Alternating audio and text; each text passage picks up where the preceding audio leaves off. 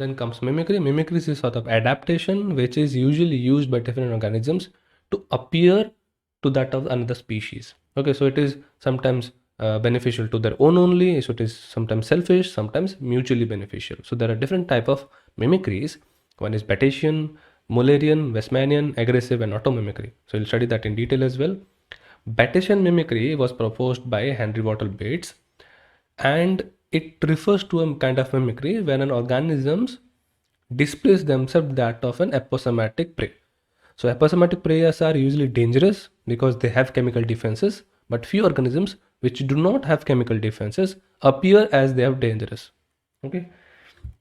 For example, let's say, so barred wolf snake. So this is the barred wolf snake, which is non-poisonous, appears like the common krait. So it is usually pretty common like the common krait. And you always get confused with a rat snake and a cobra because they are meant to be mimicking each other. So they mimic each other and they appear similar such that they both seem poisonous. But the rat snake is not poisonous, whereas the cobra is poisonous. Then there is coral snake and king snakes. Coral snakes are highly poisonous, whereas king snakes are non-poisonous. Same goes for hoverfly and a wasp. So hoverfly appears like a wasp, but it is a fly. So that sort of interaction where one appears as if they are dangerous, but they are not. So they are bluffing. So that sort of interaction is called Petition mimicry. So Petition, bluffing. Remember that. Then comes Mullerian.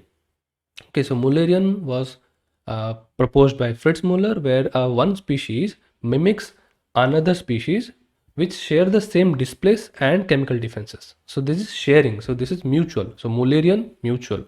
Petition, bluffing. Okay. So remember that in a sense, mutual mimicry is like two species appear similar because they have similar chemical defenses. So it is beneficial for the predator as well. So when a predator sees that sort of pattern, they says that is okay. So that kind of pattern is dangerous. Both of the species are not fit for eating.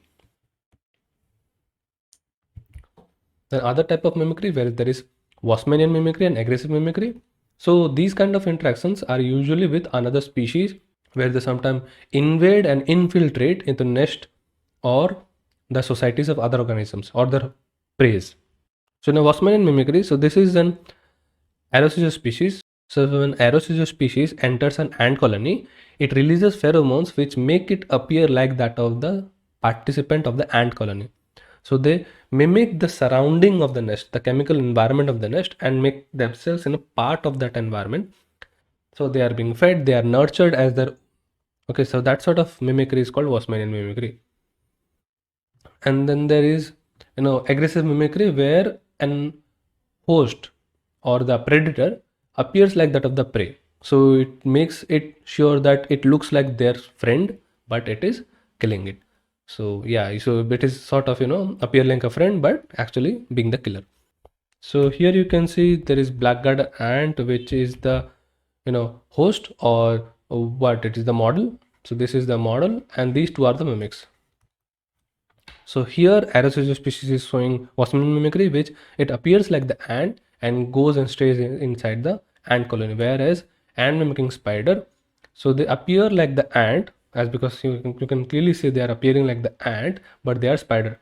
So difference between insects and spider, they have 4 pairs of appendages. So they have 8 legs, whereas insects usually have 6 legs.